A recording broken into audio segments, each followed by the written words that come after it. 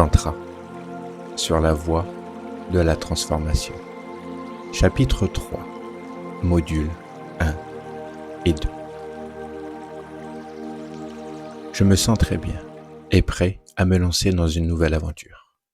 J'ai pris mes dispositions pour rester 4 jours sur le lieu de formation sans avoir besoin d'en sortir, me permettant ainsi de rester dans mes énergies. Je suis arrivé la veille du début de formation, me permettant de me mettre en place et faire connaissance avec les lieux. Il est possible de loger directement sur le lieu de formation, dans des chambres de 2 ou en dortoir mixte. La règle est simple, premier arrivé, premier servi. Tout le confort est à disposition pour un rapport qualité-prix très intéressant. Il est également possible de dormir dans des hôtels proches du lieu de formation à la charge de l'étudiant. Certains, résidents proches, rentrent chez eux chaque jour. Chacun est libre de s'organiser comme il le souhaite à partir du moment où tout le monde est présent pendant les horaires de cours. Pour la restauration, le mode de fonctionnement est style auberge espagnole. Chacun ramène ce qu'il souhaite pour le repas, à manger seul ou à partager. Nous sommes 18 personnes, 9 femmes et 9 hommes. Et je dois avouer que dès le début de journée, je suis un peu déconcerté. Tout le monde se prend dans les bras pour se dire bonjour, à coups de gros hugs, des bises joviales. Je fais des bises, mais je ne suis pas encore chaud des hugs. D'ailleurs, à ce propos, je me souviens d'un jour où je retrouve mon petit frère qui était venu à l'occasion de ses vacances passer un petit séjour chez moi. Cela faisait longtemps que ne nous étions pas vus. Nous avons grandi dans un contexte particulier et nous n'avons pas été élevés ensemble. Un soir, après une discussion profonde sur nos enfances respectives, nous nous levons et là, il me prend dans ses bras. Je suis resté immobile, figé, bloqué, me demandant ce qui lui prenait et surtout, mais que devais-je faire? Comment devais-je réagir?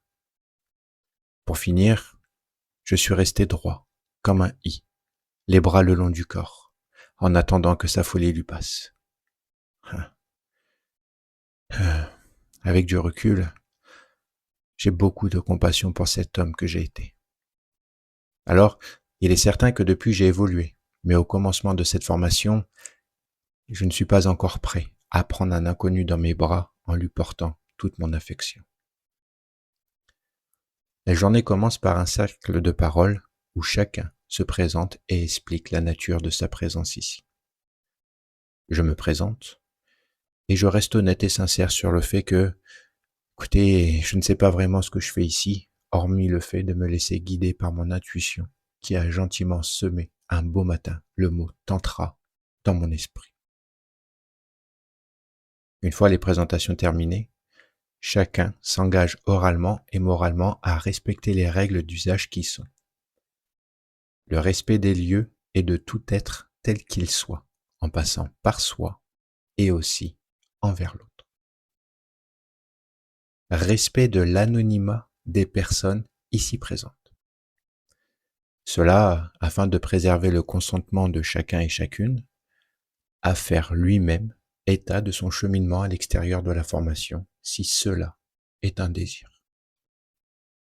Le respect de la confidentialité des ateliers pratiqués, disons pour ne pas créer de fantasmes ou à l'opposé de craintes, et aussi pour laisser agir l'effet de surprise et les processus qui pourraient en découler chez les personnes intéressées par cette formation. Dernier point, aucun acte sexuel ni de violence tel qu'il soit. La première règle est assez basique et élémentaire, et néanmoins, elle est la clé de voûte des autres règles. La deuxième signifie que je ne dois pas dévoiler l'identité des personnes présentes. Il est vrai que chacun ne veut peut-être pas faire savoir qu'il assiste à un programme de formation de massage tantrique. D'ailleurs, les prénoms des personnes intervenant dans cet ouvrage ont été modifiés. En ce qui concerne la confidentialité des ateliers proposés, il est intéressant d'observer cette règle sous 2 angles. Premièrement, hors contexte, il est vrai que certains ateliers réalisés peuvent être mal interprétés. D'autant plus que tout dépend à qui nous les racontons. N'oublions pas que je suis dans une formation pour devenir masseur tantrique, ce qui implique que par la suite, je vais masser des gens qui seront nus. Il faut donc impérativement que je sois à l'aise et en paix avec la nudité. Et bien évidemment, cela se passe par ma nudité et la nudité d'autrui. Deuxièmement, si on raconte les ateliers effectués à quelqu'un d'extérieur, cela pourrait éventuellement l'inciter, par excitation, par voyeurisme, ou au contraire le freiner, par peur de sortir de sa zone de confort, peur des regards, et dans le fait de s'engager sur la voie du tantra. Le mieux est donc de découvrir chaque atelier comme il vient et comme il est présenté dans l'instant présent, sans avoir trop le temps de s'imaginer mille et une choses. De toute façon, l'atelier est toujours présenté avant de passer à la pratique et chacun est libre de refuser l'exercice si celui-ci dépasse son entendement, ses limites du moment. Dans ce livre, au fil de mon parcours, je partagerai grossièrement certains exercices basiques, actions validées par le formateur. La dernière règle pose un cadre sécuritaire et écarte aussitôt toutes les fausses idées que j'avais pu lire au fil de mes recherches. Pour être honnête, cette règle me fait du bien. À part moi, il semble que tout le monde a déjà un pied dans les tantras, soit par le biais de leurs activités professionnelles ou soit par le biais de stages tantra ou autres pratiques, ce qui, au dire du formateur, n'est pas toujours le cas d'une année sur l'autre. D'ailleurs, le soir après les cours, les conversations ne tournent qu'autour de cela, les stages tantriques, des stages qui s'effectuent sur plusieurs jours, dont certains sont puissants, costauds, remuants, déconstructeurs et difficiles selon plusieurs commentaires. J'avoue qu'à certains moments, je suis un peu perdu et perplexe. Le sentiment de ne pas être à ma place, de ne pas être dans le bon environnement. Personne ne parle d'autre chose que de tantra, comme si la vie s'était littéralement arrêtée, ne laissant place qu'au tantra. Cela me dépasse un peu et je décide donc d'aller me coucher.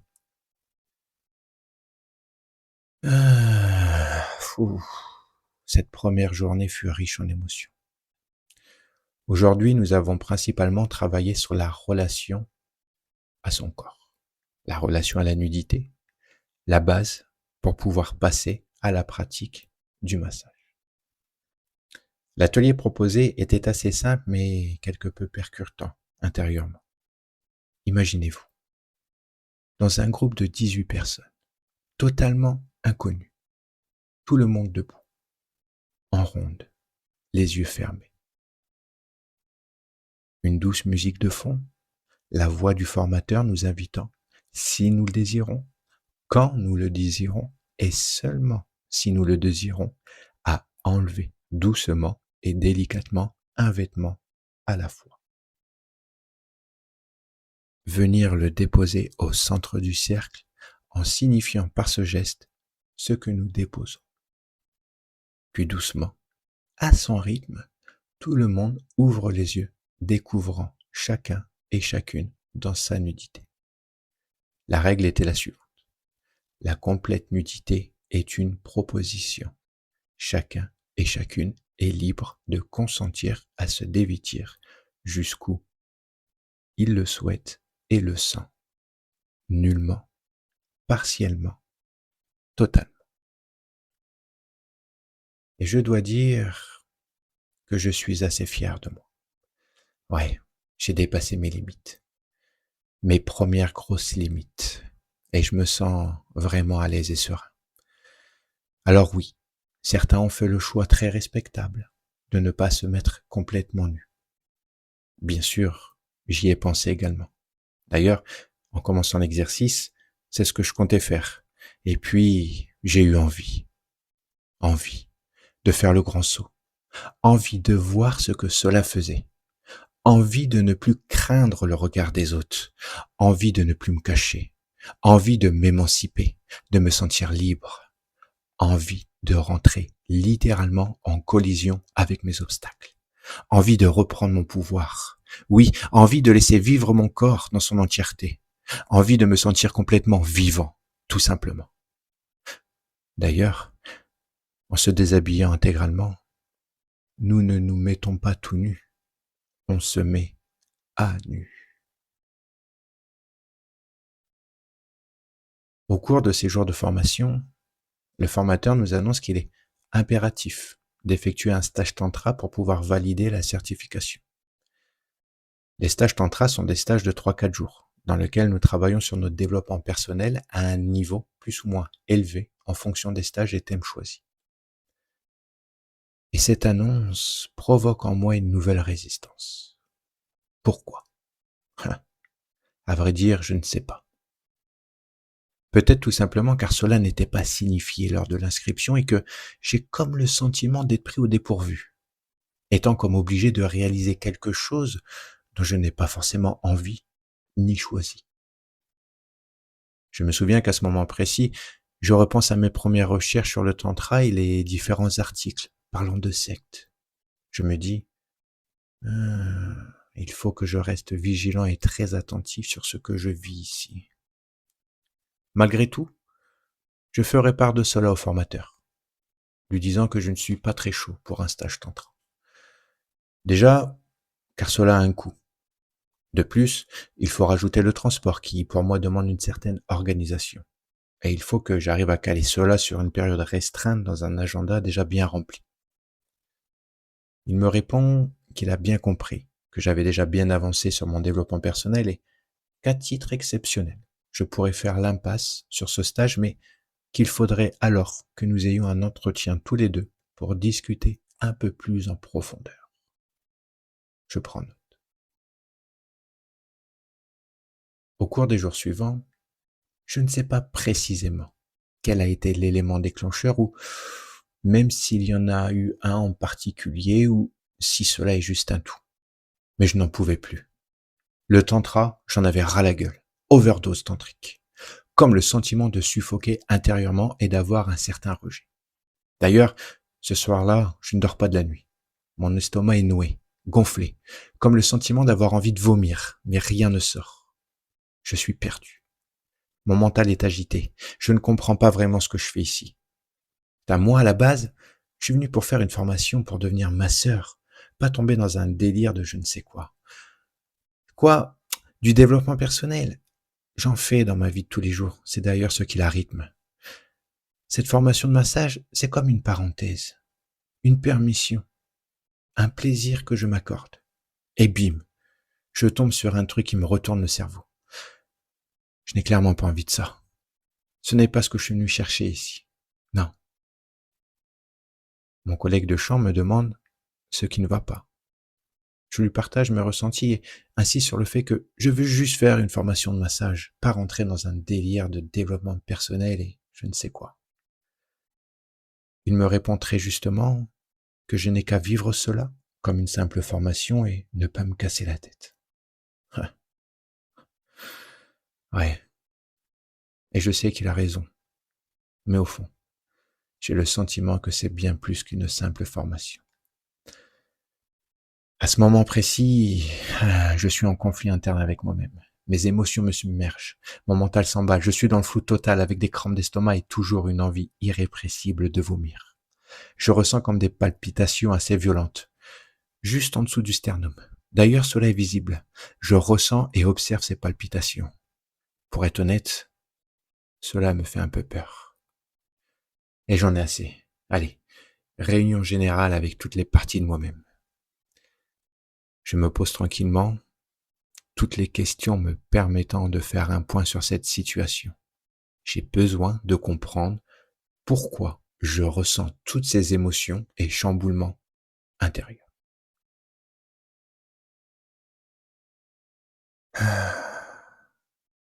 Après de longs débats, je me dis que, au fond, le tantra, c'est lui qui est venu me trouver. Ce n'est pas moi qui l'ai cherché. Il y a donc forcément une bonne raison à cela. Comme tout ce qui m'a toujours guidé dans ma vie. Au lieu de le vivre comme une épreuve ou une difficulté, Je dois simplement le vivre comme une expérience, me donnant la possibilité de me faire grandir et d'évoluer. Qu'ai-je à perdre? Au fond, de quoi ai-je peur? Pourquoi est-ce que je me retrouve toujours dans des situations de lutte et conflits internes? Ne serait-il pas venu le temps de m'ouvrir pleinement à la vie, m'abandonner dans les bras du monde? Car au fond, ce qui bloque, ce ne sont pas les situations que je vis, mais la façon dont je les expérimente. Il est venu le temps pour moi de déposer ce poids que je porte sur les épaules, lâcher prise de mes propres conditionnements, arrêter de vouloir tout contrôler, d'être fort et laisser une place pour que la vie s'exprime en moi. Après ce petit temps d'introspection, des larmes coulent. Ouais. Et ça me fait du bien. Je retrouve peu à peu la paix et le calme intérieur. Je me sens de nouveau léger et en paix. Comme le sentiment d'avoir libéré quelque chose en moi. Je vais me coucher en toute sérénité et profite pleinement de quelques petites heures de sommeil qui me font le plus grand bien. Le lendemain, au dernier jour de ce module, nous commençons la journée par le cercle de parole où chacun dépose ce qu'il souhaite partager au groupe. À cet instant, je suis en paix et serein. Mais je dépose tout de même ce que j'ai à déposer au sujet de mon introspection de la veille, naturellement, sans aucun filtre. Ma conclusion, que sa volonté soit faite. Voilà, c'est bon, je suis là. Je suis là et maintenant j'y suis pleinement. Écoutez, hier, j'ai le sentiment d'avoir pété 2-3 verrous internes et m'abandonne à présent, à ce qui doit être. J'ai vraiment le sentiment d'être à ma place et, surtout, sur la bonne voie. Ou du moins, ma voie. Ouais, je n'ai plus peur de me voir grand et de vivre ma spiritualité à un niveau supérieur et surtout, de l'assumer. Je me sens tellement en phase avec moi-même qu'après ce petit conflit interne résolu, ouais, j'ai envie de suivre l'intégralité de cette formation jusqu'à valider le diplôme de thérapeute psycho-émotionnel. Ça y est, je suis là. Je suis présent. Au cours de cette journée, nous échangeons notre premier massage tantrique. Et je dois dire que je me sens comme quelque peu habité. Plus rien ne compte autour de moi, hormis le bien-être de la personne que je masse. Je suis dans le moment, dans l'instant. J'ai le sentiment d'avoir fait cela toute ma vie. Mes gestes sont beaux, mes gestes sont fluides, mes déplacements sont souples, mes attentions sont pures. Je me sens comme un artiste.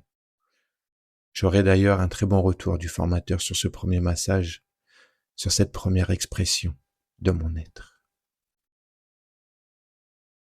Avant de partir, je vais voir le formateur pour lui dire « Ok, au sujet des stages tantra, je vais tout mettre en œuvre pour honorer sa demande. Au fond, je n'ai pas envie de prendre un raccourci et je vais vivre pleinement cette formation. » Il me regarde dans les yeux et me dit « Alors c'est comme cela. Tu es un enfant rebelle. Si c'est obligatoire, tu ne veux pas le faire. Mais si ce n'est plus obligatoire, alors tu as envie de le faire. » Je lui répondrai avec un large sourire. Va savoir. En partant, je dis au revoir à tout le monde, en prenant chacun et chacune dans mes bras pour un hug profond et sincère. À cet instant, j'ai le sentiment profond de goûter à l'amour inconditionnel. Personne ne se connaît vraiment et tout le monde est doux et bienveillant envers chacun. Tout le monde manifeste des marques de tendresse pour tout le monde. Et hop, chacun disparaît. Chacun s'en va reprendre tranquillement le cours de sa vie, sereinement, paisiblement. Après ces 4 premiers jours de formation, il m'a fallu un petit temps avant de réussir à, me réinsérer dans la société. Pendant les 2 jours suivants, pour une raison qui me dépasse, j'ai refusé tout contact physique avec quiconque, même pas une poignée de main. Comme le sentiment d'être dans une certaine vulnérabilité. Et même si j'étais habillé, je me sentais complètement nu. Comme le sentiment qu'une grosse couche venait d'être dissoute. Je me sens comme un mouton à qui on vient de raser la toison. C'est assez troublant, mais très intéressant à vivre. Je ne sais pas vraiment ce qui en est la cause, mais c'était le besoin intérieur que j'ai ressenti. Étant invité chez ma grand-mère pour le déjeuner, je lui ai envoyé un message avant d'arriver lui indiquant mon besoin d'éviter tout contact physique. Elle me demanda si j'avais attrapé le Covid. Je lui répondis « Non, grand-mère, j'ai attrapé le tantra. Ou du moins, le tantra m'a attrapé. »